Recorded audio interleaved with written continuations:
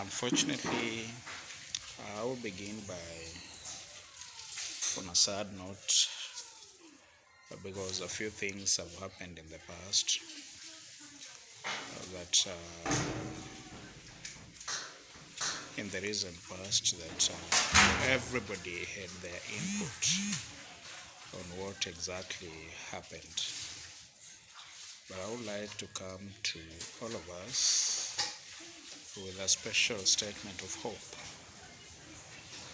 that all in all, BBI or no BBI, we are a nation, we are a people that are bound by common goals, by common aspirations for our people, common objectives.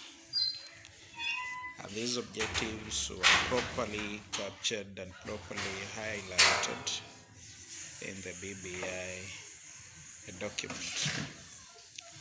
But unfortunately, as a country, we looked at it based on our political fanatism, and we missed the point at the end of it all, where it required our contribution to ensure a sober debate over this issue. Our political affiliations, our inclinations carried the day and not the contents of BBI. The public discourse formed the basis on which the Court of Appeal ruling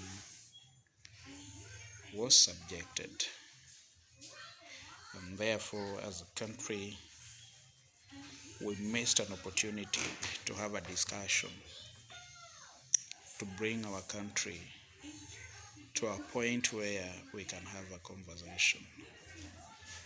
I will echo some of Kenyans who more than once a number, they have demonstrated a fact that this constitution is not cast on stones and that it can be amended. And if amending this constitution is anything that will bring to an end the plunder of public resources, it will bring to an end public antagonism that has always marred our elections, death that has always marred our elections, corruption that has marred so many sectors of our economy. If this BBI was to address those fundamental issues, then it was a better document for this country. And therefore, the proponents of BBI, as Kenyans, just like any other Kenyan, they profess their Christianity, some profess their Muslim affiliation, some profess Hinduism, some are pagan, some bottom line, the common denominator, they are all Kenyans.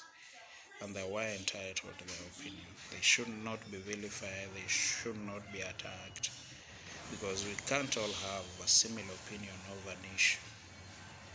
There comes a time when we have divergent views over issues, and that is what makes our country and our democracy a greater one to endure, a greater one to emulate, a greater one within this region.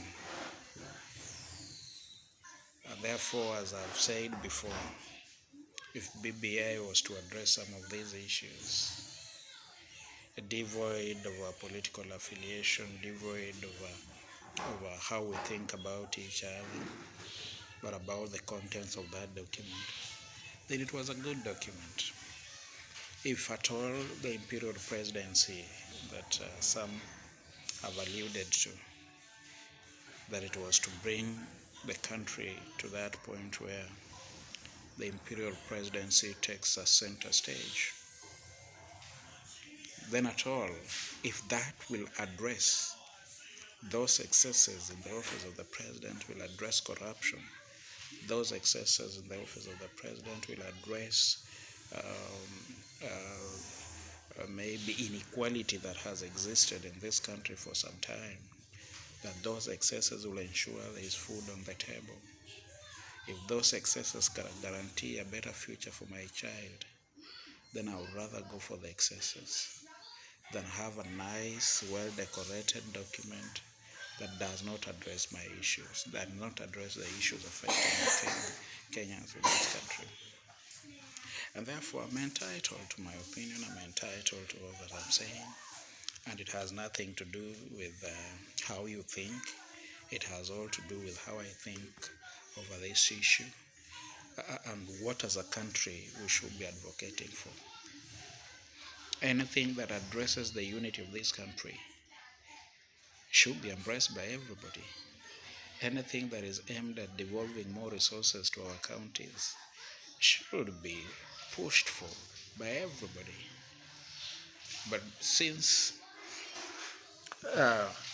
some of us think this was a Raila Odinga thing, some think this was a Uhuru thing, some think this was to propel some individuals to the presidency, and some think this document came to virtually get us out of the table, the eating table, and now we are out there. We have to see from outside as people eating on the table.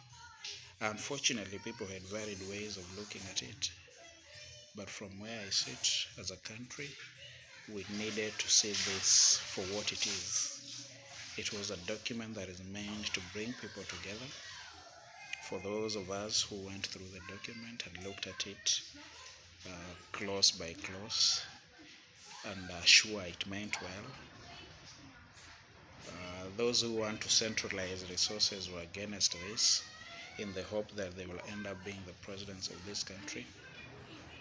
But for those who wanted to see the posterity of this country, to see that this country prospers regardless of who is the president, that every part of this country can access resources regardless of who is in power, those are the people we as a country support, and those are the people I stand to support.